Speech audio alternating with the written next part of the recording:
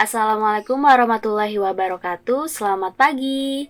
Halo anak-anak semua, semoga di pagi hari ini kita semua masih dilimpahkan nikmat kesehatan oleh Tuhan Yang Maha Esa. Agar kita semua bisa bersama-sama mengikuti kegiatan belajar daring dengan hati yang gembira. Video kali ini akan membahas logika informatika. Sebelum ke materi, jangan lupa untuk klik tombol like dan juga subscribe. Selamat belajar!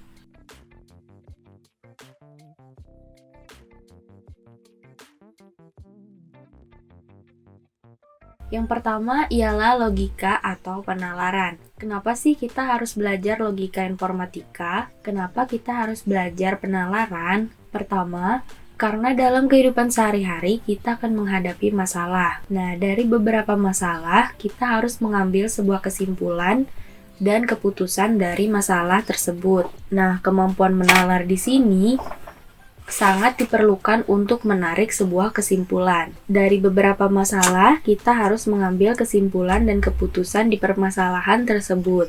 Nah, kemampuan menalar di sini diperlukan untuk menarik sebuah kesimpulan, yaitu kesimpulan dari beberapa kasus yang ada. Misalnya, ada sebuah statement yang pertama, hari ini akan hujan. Kemudian, statement yang kedua, jika hari ini hujan, maka Elsa tidak masuk sekolah. Lalu, kesimpulannya apa? Berarti kesimpulannya, Elsa tidak masuk sekolah karena hari ini hujan. Jadi, setelah mendapat konklusi atau kesimpulan, kita bisa mendapatkan sebuah keputusan. Karena di kondisi yang pertama atau statement yang pertama, hari ini hujan, kemudian di kondisi kedua, Elsa tidak akan masuk sekolah jika hari ini hujan, maka keputusan atau statement terakhirnya ialah Elsa tidak akan masuk sekolah. Nah, tapi ini hanyalah berupa contoh ya anak-anak. Jika hujan, kalian bisa diantar dengan orang tua menggunakan kendaraan pribadi seperti mobil, atau jika menggunakan motor, kalian bisa menggunakan jas hujan. Jadi, jangan dijadikan alasan jika hujan, kalian tidak masuk sekolah. Pengantar logika. Logika atau penalaran merupakan pernyataan-pernyataan atau statements yang dapat bernilai benar atau true dan salah atau false dan menghasilkan kesimpulan dari pernyataan tersebut. Nah, jadi dari setiap statement yang diajukan pada pelajaran hari ini itu pasti bernilai antara benar atau salah dan tidak mungkin ada di antaranya. Logika simbolis.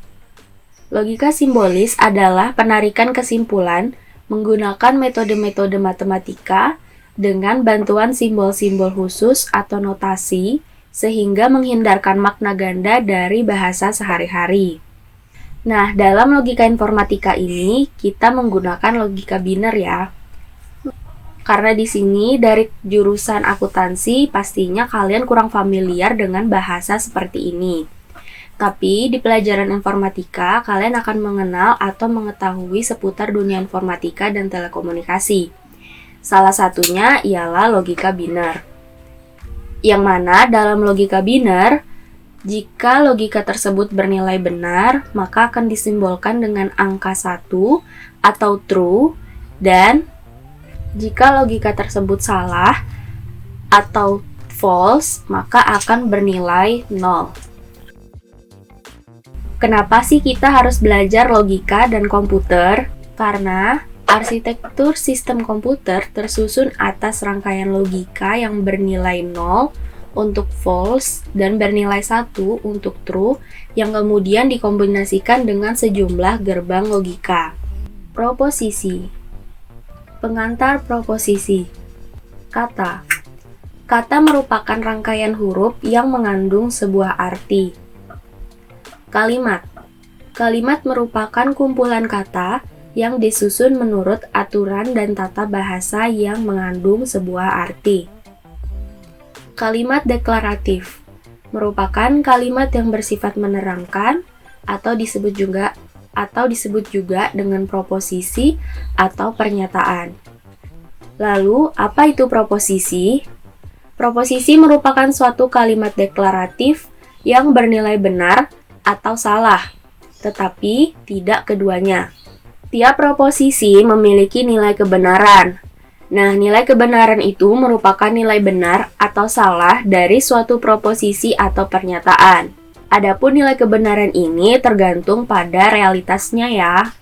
Dalam proposisi ada 4 elemen, yaitu 2 elemen subjek yang terdiri dari subjek dan predikat, dan 2 elemen lainnya yang berfungsi sebagai objek yang menyertainya, yaitu kompulan dan kuantifier. Untuk lebih memahami proposisi itu seperti apa, mari kita lihat contohnya berikut ini. Contoh ini proposisi atau bukan ya? SMK Negeri 1 Samarinda berada di Jalan Pahlawan nomor 4 Samarinda.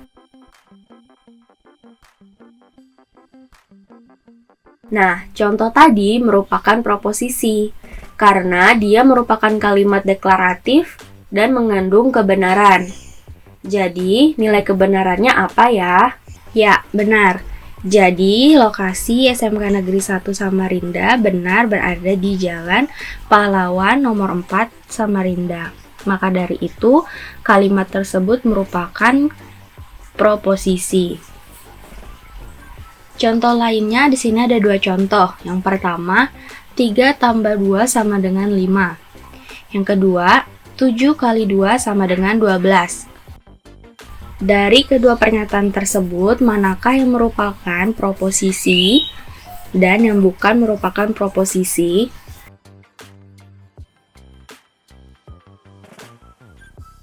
Ya, benar. Jadi, untuk pernyataan 3 ditambah 2 sama dengan 5, ini merupakan proposisi, karena memiliki nilai benar.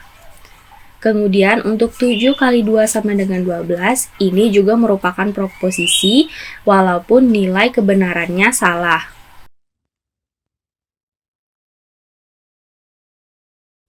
Berikutnya, angka 8 adalah angka keberuntungan. Contoh selanjutnya adalah masuk ke ruang. Apakah pernyataan tersebut merupakan proposisi atau bukan? Angka 8 adalah angka keberuntungan. Nah, jadi pernyataan tersebut merupakan proposisi. Contoh selanjutnya adalah masuk ke ruang.